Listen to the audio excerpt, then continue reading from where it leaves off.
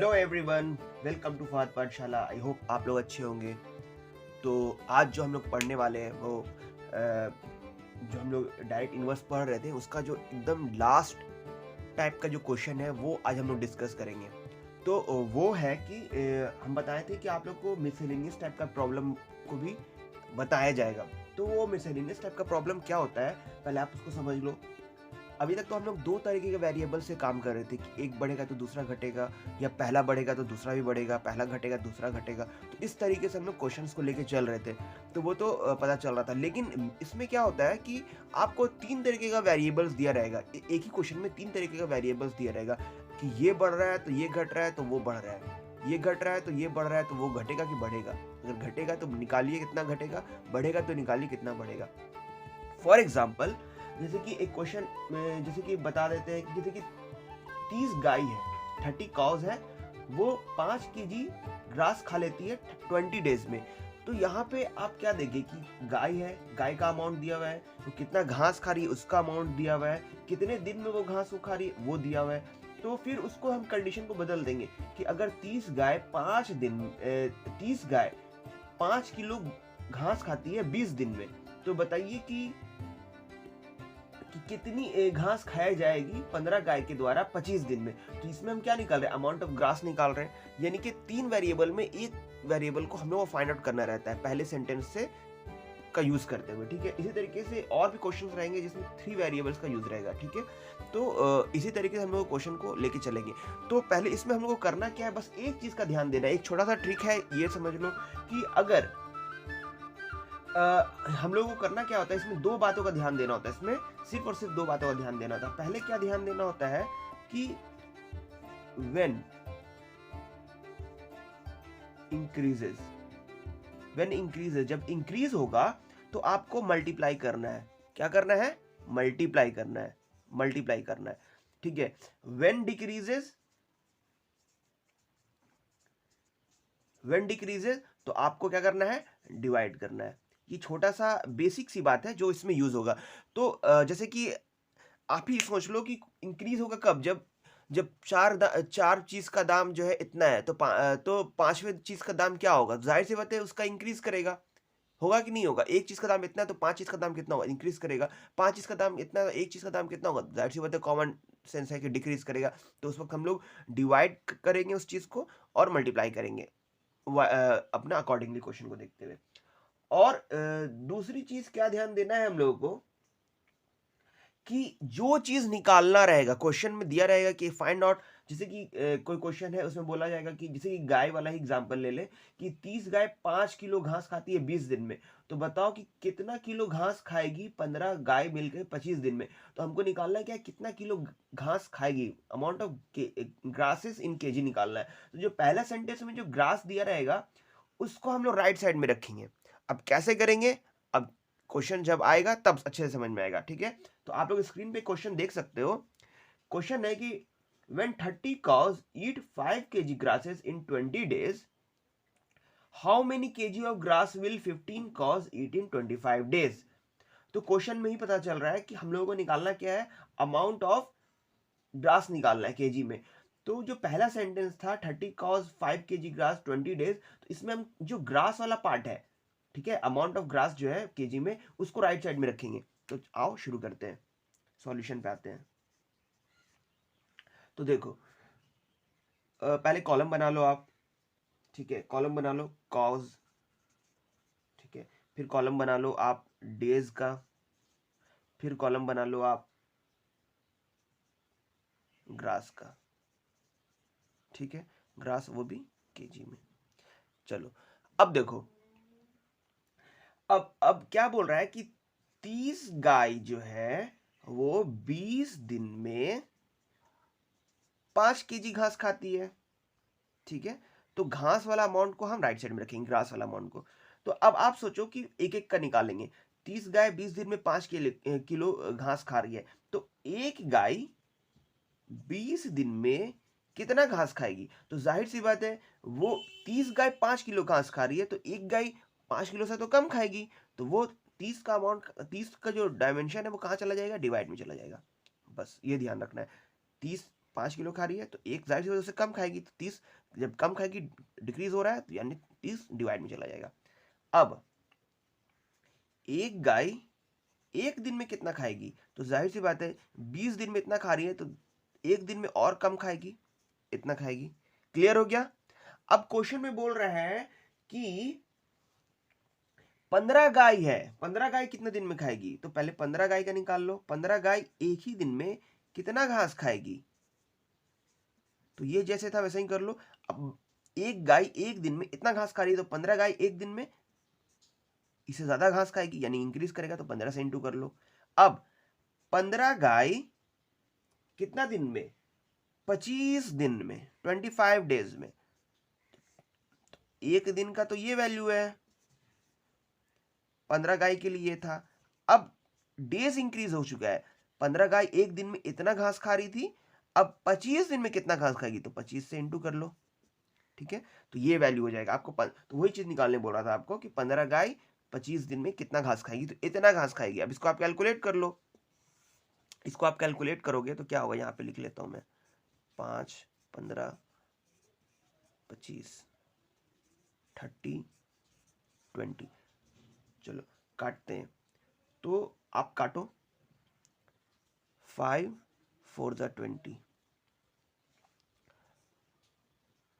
5 5 ज़ा 25, 5 6 ज़ा 30, 3 2 ज़ा 6, 3 5 ज़ा 15। ठीक है, तो अब क्या आ जाएगा वैल्यू, 5 5 ज़ा 25, 4 2 ज़ा 8। इसको आप काट कुट करोगे तो 3.12 kg आंसर आ जाएगा। क्लियर हो गया। तो इसी तरीके का क्वेश्चन रहेगा, आपको बस समझना है, लॉजिक लगाना है कि इंक्रीज करेगा या डिक्रीज करेगा। जब इंक्रीज करेगा तो आप मल्टीप्लाई कर लेना, जब डिक्रीज करेगा तो डिवाइड कर लेना। एक एक करके एक एक का निकालना, फिर इसको जितना है बोल रहा है उससे इंटू करना, फिर फाइनली जितना बोल रहा है उससे इंटू करना, फिर आप कैलकुलेट कर लेना, इजिली आंसर आ जाएगा। चलो अब नेक्स्ट क्वेश्चन करते हैं। तो नेक्स्ट क्वेश्चन आप लोग के स्क्रीन पर आप लोग देखो कि 20 packets of sugar, each packet containing 25 kg cost ₹400। ठीक है, 20 किलो का पैकेट है, 20 पैकेट है, सॉरी 20 पैकेट है और एक पैकेट का वजन है 25 किलो, और ये टोटल मिला करके 400 रुपए का हो जा रहा है। 20 पैकेट 25 किलो के हिसाब से 400 रुपए का हो जा रहा है। तो आपको प्राइस निकालना है, what will be the price at this rate 15 packets each containing 30 kg। यानी कि अब कंडीशन क्या बदल रहा है कि आपको दाम बताना है, प्राइस बताना है कि 15 पैकेट का क्या दाम होगा अगर एक पैकेट में 30 kg का अमाउंट हम शुगर रख रहे हैं। क्लियर हो गया। तो हमको यहाँ पे निकालना क्या है, यहाँ पे हमको निकालना है कॉस्ट, निकालना है बेसिकली कॉस्ट निकालना है। तो राइट साइड में क्या रखेंगे बच्चों, कॉस्ट को रखेंगे। ठीक है, तो चलो सॉल्यूशन स्टार्ट करते हैं। चलो तो यहाँ पे पैकेट्स लिख लेते हैं, पैकेट्स, फिर पैकेट्स, फिर शुगर जो है वो केजी में लिख लेते हैं। ठीक है, फिर उसके बाद यहाँ पे कॉस्ट बोल रहा है, कॉस्ट, तो कॉस्ट यहाँ पे लिख लेते हैं। ठीक है, कॉस्ट रुपीज में। क्लियर हो गया। ठीक है, तो चलो अब ये कंडीशन को हम लोग इंप्लीमेंट करेंगे। एक काम करता हूँ, ये जो है ना आप लोग को फिर स्क्रीन पे दिखने में मुश्किल होगा, तो मैं इसको रब करके यहाँ पे नीचे थोड़ा कर लेता हूँ।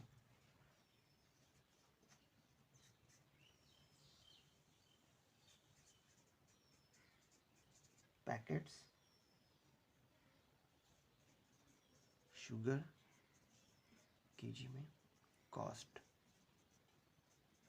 रुपीज में। तो 20 पैकेट्स है, हर पैकेट्स में 25 kg है, और इसका कॉस्ट कितना बन के आ रहा है, 400 रुपीज बन के आ रहा है।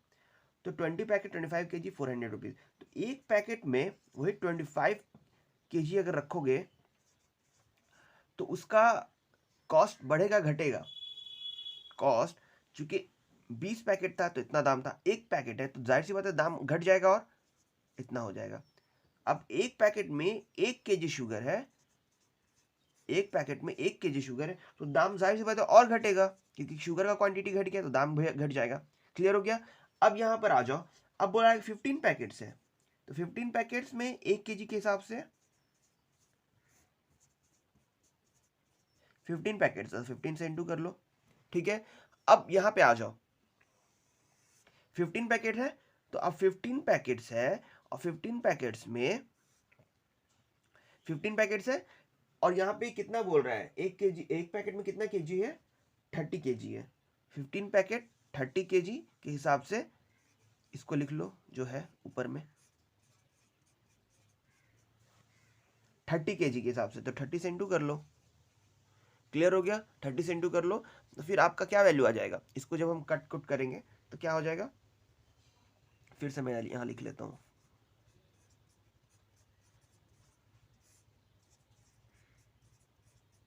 चलो काटते हैं, तो काटो, 5 3 ज़ा 15, 5 5 ज़ा 25, 5 6 ज़ा 30,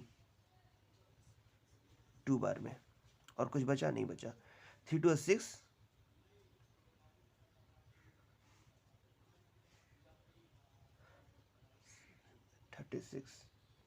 36, और अच्छा यहाँ पे एक सेकेंड, यहाँ पे 400 है ना, 400 है, तो यहाँ पे एक 0 भी आ जाएगा, ठीक है। तो ये क्या बच जाएगा, 3 2 6 60, 6 36 और 6 0, 360, यानी कि 360 रुपीज़ आपका कॉस्ट बन जाएगा। यानी कि 15 kg 15 पैकेट जो है 30 kg के हिसाब से अगर फिल करेंगे तो मेरा 360 रुपया बन जाएगा। क्लियर हो गया। चलो अब आगे बढ़ते हैं। तो अब आप स्क्रीन पर देखो, एक और क्वेश्चन है कि what number must be added to each of the number 18 20 21 and 24 to get the number which are in proportion.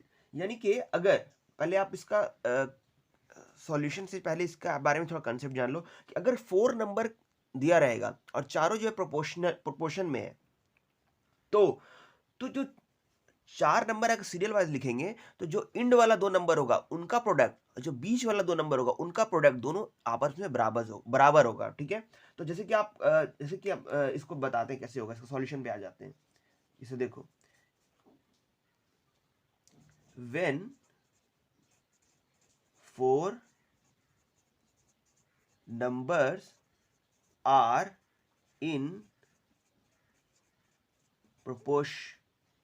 proportion, then product of mean is equal to product of extreme. ये आपका formula होता है, ठीक है। यानी कि बीच के 2 number का प्रोडक्ट इंड के 2 नंबर के प्रोडक्ट के बराबर होता है। तो अब इसको करेंगे कैसे, जैसे कि क्वेश्चन में दिया हुआ है, गिवन में क्या दिया हुआ है कि नंबर आपका क्या है, 18 20 21 एंड 24, और क्या बोला है कि अगर इसमें कोई नंबर ऐड कर रहे हैं, चारों में कोई एक नंबर सेम नंबर ऐड कर रहे हैं और चारों नंबर प्रोपोर्शन में है, तो बताइए वो नंबर क्या होगा जो ऐड कर रहे हैं, ठीक है। यही नंबर है, यही क्वेश्चन है। तो let x is added to each number, to each number, तो देन क्या होगा, सो न्यू नंबर्स क्या हो जाएगा, न्यू नंबर्स क्या हो जाएगा, 18 plus x, 20 plus x, 21 plus x, 24 plus x. Clear हो गया। अब ये दोनों आपका क्या है, ये दोनों आपका इंड है, और ये दोनों आपका क्या है, मीन है, ठीक है। ऐसा है, तो आपको इन दोनों का प्रोडक्ट के बराबर, इन दोनों का प्रोडक्ट के बराबर इन दोनों का प्रोडक्ट होगा। लिख लो, ये जो बात है इसको इंप्लीमेंट कर दो। तो मीन क्या है, 20 प्लस एक्स, 21 प्लस एक्स, इन दोनों का जो प्रोडक्ट है वो 18 प्लस एक्स और 24 प्लस एक्स इनके बराबर होगा। अब इसको सॉल्व कर लो, तो इसको सॉल्व करोगे तो क्या होगा, 20 एक बार इन दोनों से इंटू होगा, एक्स एक बार इन दोनों से इंटू होगा। लिख लो 20 21 प्लस एक्स सॉल्व करते हैं, plus x 21 plus x is equal to 18 24 plus x plus x, ये वाला एक्स, अब ये वाला नंबर से 24 प्लस एक्स इंटू कर लो। जब सॉल्व करोगे आप ये से इंटू होगा तो क्या वैल्यू आएगा, आपको वैल्यू आएगा 420। फिर इसको इससे इंटू करोगे तो 20x प्लस इसको इससे इंटू करोगे तो 21x plus x square. 18 into 24 करोगे तो 432 आ जाएगा, फिर 18x हो जाएगा, फिर 24x हो जाएगा, फिर एक्स स्क्वायर हो जाएगा। अब देखो LHS में एक्स स्क्वायर है, RHS में भी एक्स स्क्वायर है, कट गया, ठीक है। ये हो जाएगा 420 प्लस 41x, यहाँ पे क्या हो जाएगा 432 प्लस 24, 18 को आप जोड़ लो तो आपको क्या हो जाएगा 42x, ठीक है। यहाँ पे करते हैं तो अल्टीमेटली आपका क्या हो जाएगा, इसको उठा के उधर ले जाओ, इसको उठा के इधर लेकर के आओ, 41x minus 42x is equal to 432 minus 420, ठीक है। ये चीज़ हो गया, यहाँ तक हो गया। तो इसके बाद हम एक काम करते हैं,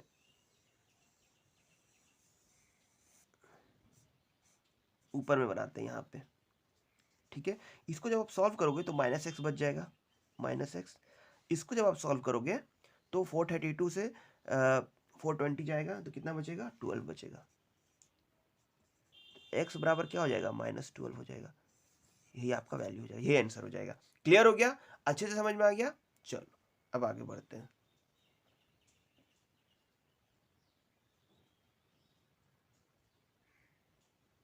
अच्छा, आप लोगों को जो ये नीचे वाला लाइन है वो शायद दिखाई नहीं दिया है, तो इस लाइन को मैं वापस से यहाँ पर लिख देता हूँ ताकि आप लोग इसको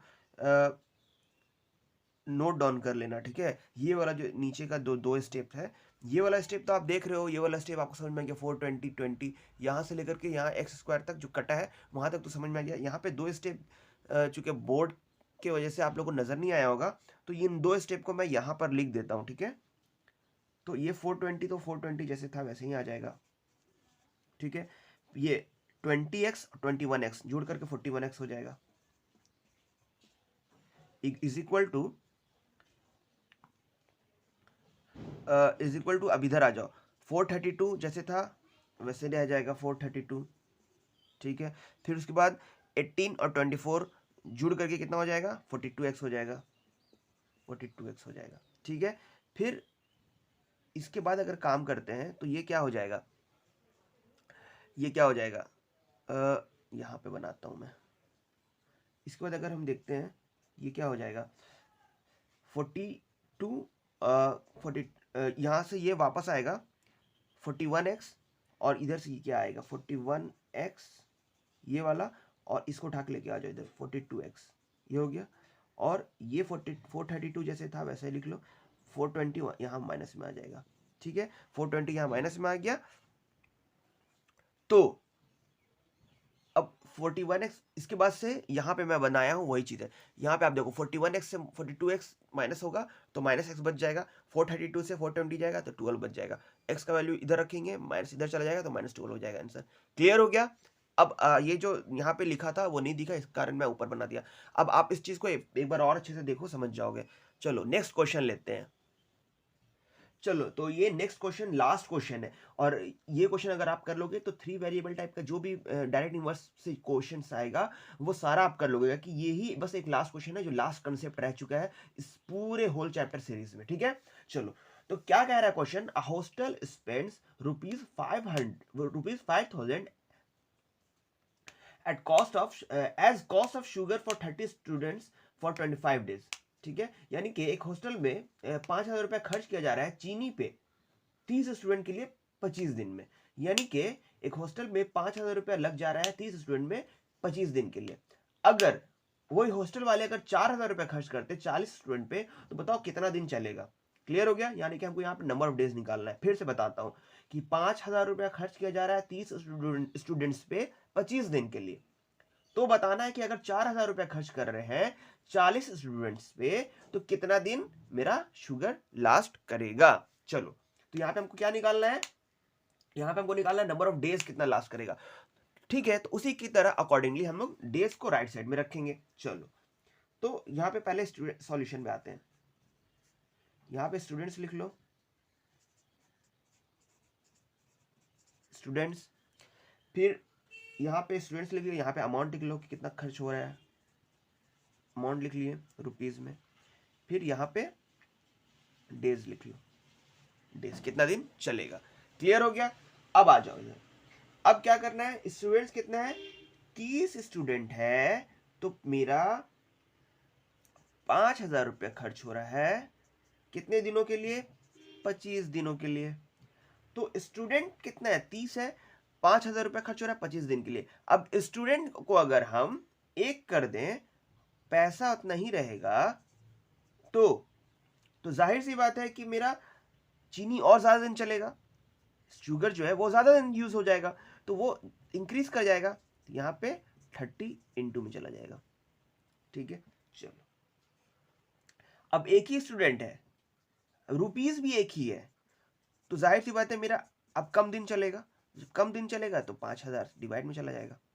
समझ में आ रहा है, वो जो क्वेश्चन शुरू में किए थे उससे थोड़ा सा अलग है। वहां पे इंक्रीज हो रहा था, यहाँ पे एक टाइम पे इंक्रीज हो रहा है, एक टाइम पे डिक्रीज हो रहा है। ठीक है, तो एक दिन में इतना, एक बंदा इतना रुपया का चीनी खाएगा तो बढ़ जाएगा। एक बंदा जो अमाउंट ऑफ रुपीज है वो 1 रुपया में कितना दिन चीनी खाएगा, जाहिर सी बात है घट जाएगा। ठीक है, अब कितना बंदा है, 40 बंदा है,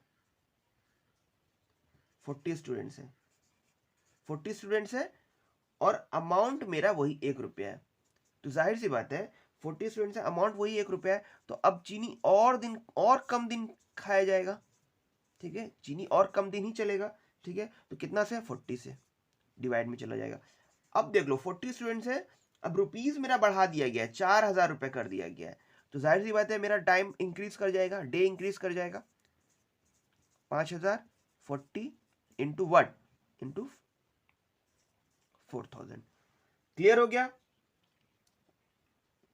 चलो, तो अब ये देखो 40 एक बार में कटा, 2 0 आ गया।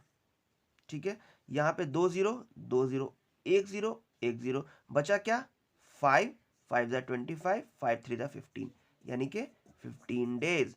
अल्टीमेटली आपका 15 डेज चलेगा। अगर 40 स्टूडेंट 4,000 रुपीज खर्च किया जा रहा है तो 15 डेज चलेगा। क्लियर हो गया, तो बस आपको यही क्वेश्चन था और यही सॉल्यूशन है इसका, इसी तरीके से बनाना है, और ये सबसे इजीएस्ट वे है। और भी तरीका हो सकता है, लेकिन सबसे इजीएस्ट वे, सबसे कन्वीनियंट वे, सबसे रीजनेबल वे जो आपको समझ में आ जाए वो यही है। ठीक है, आई होप आपको ये चैप्टर अच्छे से समझ में आया होगा, और ये जो डायरेक्ट इनवर्स का जो भी सीरीज का जितना भी टाइप्स ऑफ क्वेश्चन था, चाहे पाइप एंड सिस्टम हो जाए, टाइम एंड वर्क हो जाए, मिसलेनियस हो जाए, ठीक है, तो वो मैं आपको एक एक क्वेश्चन अच्छे से करा चुका हूँ। इसका कोई भी टाइप का क्वेश्चन आपको छूटेगा नहीं, चाहे वो आपका जनरल कंपटीशन की बात कर लो, या फिर आप इसकी बात कर लो, क्लास 8 का जो भी सिलेबस है उसके बात कर लो।